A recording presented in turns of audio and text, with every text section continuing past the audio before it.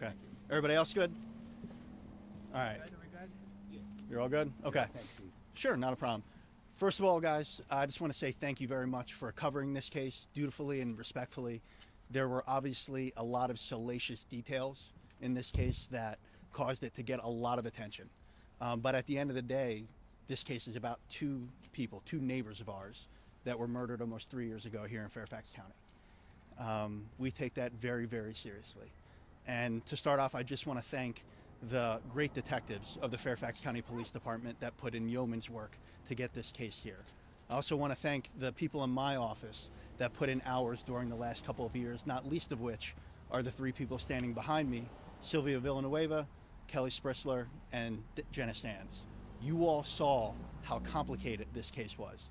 A lot of digital evidence, a lot of forensic evidence, and this team behind me put it together in a way that a jury could understand, and they did it with professionalism and skill, the type that you will only see in a modern prosecutor's office like that we have here in Fairfax County.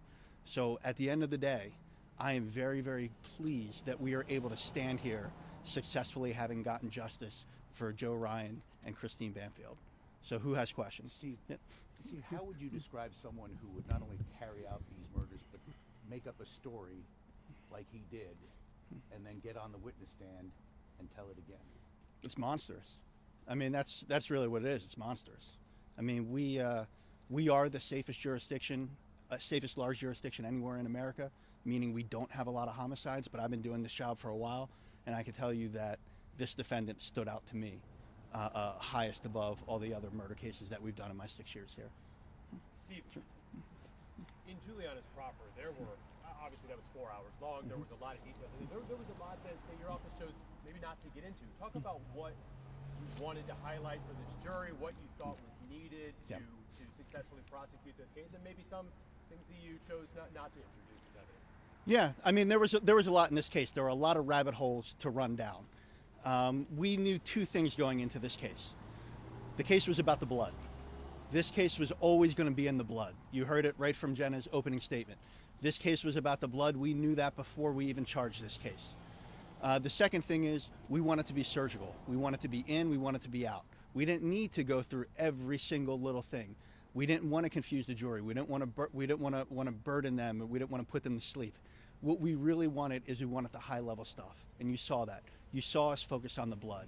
You saw us use Juliana or have Juliana come up there to give flavor to what happened in that room. And then we used the blood, we used the digital forensics, we used everything else to support that and give flavor to that.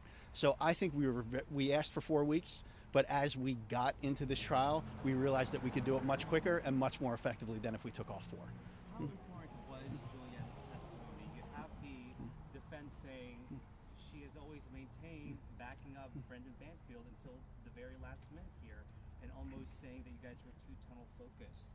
Without Juliana's proffer, I mean, do you think we could have gotten to this result? I think we can. As a matter of fact, we were planning for it. If you take a look at the timeline of the case, we did not authorize charges against Brendan Banfield until after we got the blood analysis done. That is what we were waiting for. And it wasn't until 2 months after we got the blood and we indicted Brendan for these crimes that Juliana decided to proffer and cooperate with us. So we had planned to go forward with just the blood evidence and everything else, and we felt that even with that, we could have put this case on.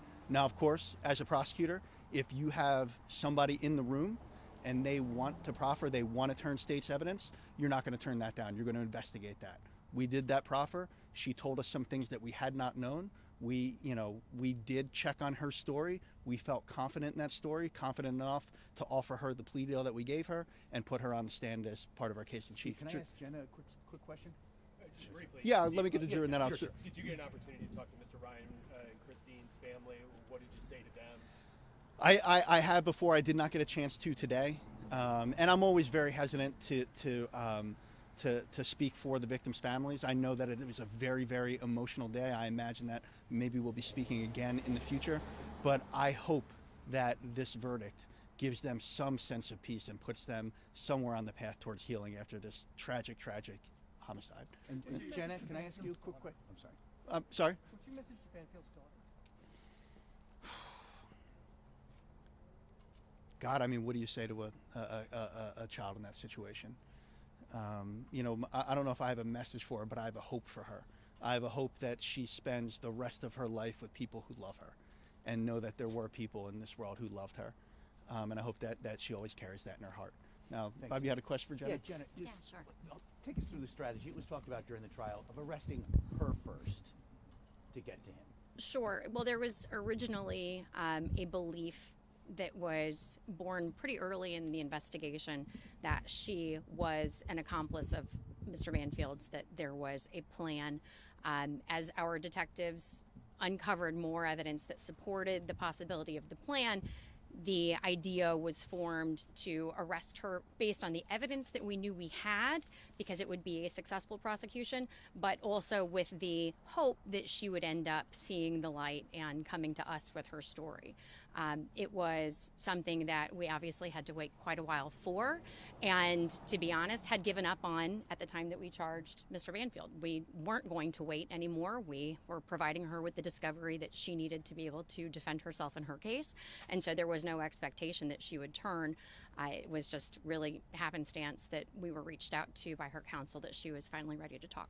And you had mentioned a in chance your to question him closing- face to face. Sorry, say What again. was that like? You had a chance to question him finally on the stand. I Face did. To face. How do you describe him? I think that everyone has commented on what was so obvious, that he was not truthful, that he was cold, that he behaved oddly in response to questions that should have elicited emotion, that he never spoke of himself as Christine's husband, that he didn't speak lovingly of his wife, that he showed absolutely no human emotion that we expected to see of someone in his position. You mentioned your closing. Took the stand, and how do you prepare for? Sorry.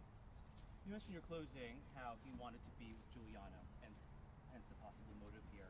Outside of that, is there anything else as far as why he would commit this? You know, it's really challenging to try to put yourself in someone like Mr. Banfield's mind. And I don't know that I want to try that hard, to be completely honest.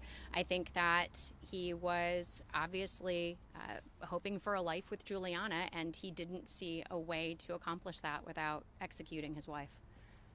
Are you surprised that Brendan took the stand? Do you believe that actually Yes. helped your case? Yes, I, having been a defense attorney for years, I think I would have counseled against him taking the stand. But, Mr. Carroll didn't have a lot to work with. And at the end of the day, if his client wanted to testify, he had the absolute right to do so. What was the thinking behind giving Juliana such a sweetheart deal? So I wouldn't necessarily describe it as a sweetheart deal. She does face 10 years in prison. That has not yet been determined. It is obviously a reduction, and it is certainly reflective of her cooperation. But in order to encourage her to tell the truth, there had to be something.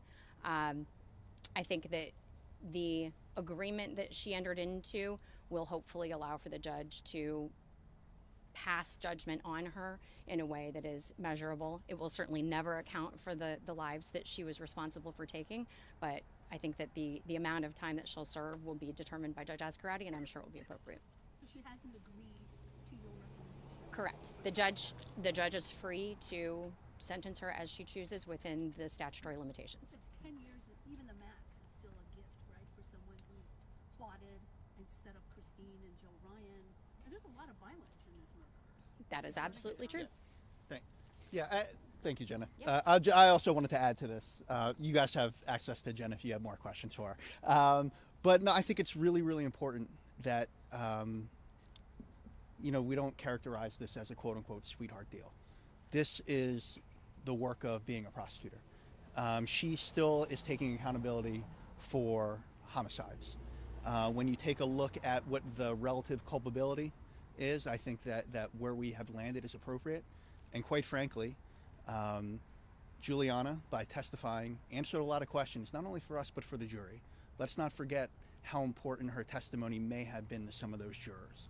So her still facing up to 10 years in prison is very, very significant and well worth the cost to make sure that Brendan Banfield was convicted for a crime where it is a mandatory life sentence. As the law is written right now, Brendan Banfield will not walk free for the rest of his natural life. And Steve, is there anything else that a lot of times evidence does not get into a trial? Mm-hmm. What else should people know about this guy? Oh, you're that you were not able to present to the jury that had convinced you guys he was guilty? Well, I hate to disappoint you, but for us, the evidence spoke volumes.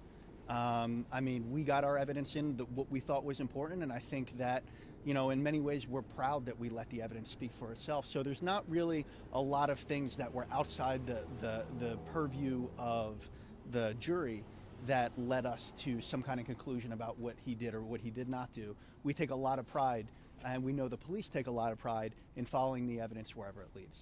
What do you hope Brendan Banfield is sitting in there thinking about right now? I've always, I've been a prosecutor for, almost 15 years now. And I think about what goes through somebody's mind after they've been found guilty. And, quite frankly, my hope with this is that he realizes he didn't get away with it.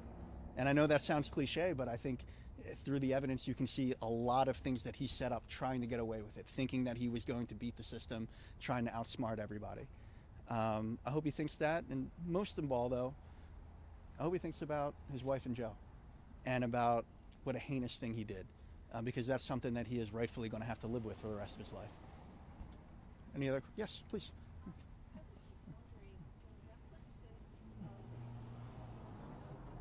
I'm sorry, I can't hear you. I'm sorry, were the relatives there also relating to Joe? Or any Ryan? Oh, yes. relatives? Yes, I'm sorry, I didn't. They weren't here today, but they have been In the in the courtroom. Okay, I just wanted to clarify. Yes. Steve, Yeah. rare to have cameras in the courtroom Yes. here in Virginia, particularly in a criminal case. A whole big part of the world watching this. Yeah. What do you hope the takeaway is for people who've been watching this incredibly salacious story here in our neighborhood? What do you hope the takeaway is for all these people that have been watching this play out?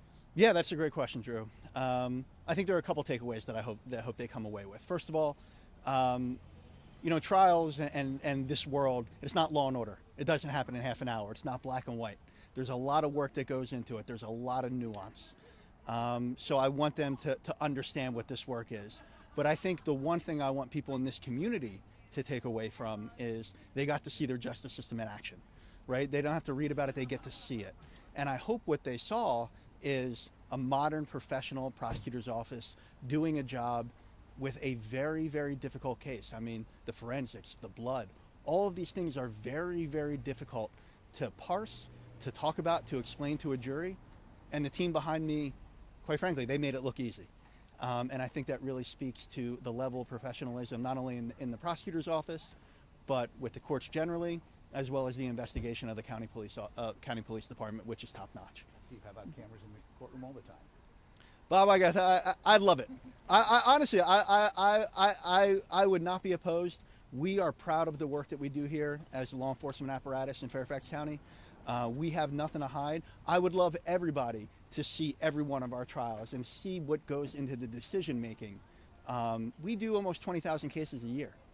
And for people to really understand the nuance and how we agonize over a lot of these decisions to try to do justice, I think that would be great for this community to see. Thanks. Any other questions? No? So, yes. Sorry. The plan was very out of the normal realm or very extraordinary. Do you ever have any sense as to how this plan came about? Do you have any? Seriously, that's what most people Well, are asking, right? I gotta say, it might be glib, but you if you watch the trial, you might have been able to see it. But no, but in all seriousness, no. We just have the evidence, and quite frankly, our job is to follow the evidence. And we heard what Juliana said. We heard what Brendan said. Those are our clues into what happened. But at the end of the day, we presented the evidence to the jury, and we're just very, very pleased that we're able to stand here knowing that we got justice for Joe and Christine. Thanks, Steve. Thank Appreciate you it. very much. Really Thanks, appreciate it, Shannon. guys. Thank you, Yeah. guys. Thanks. Absolutely. Thank you.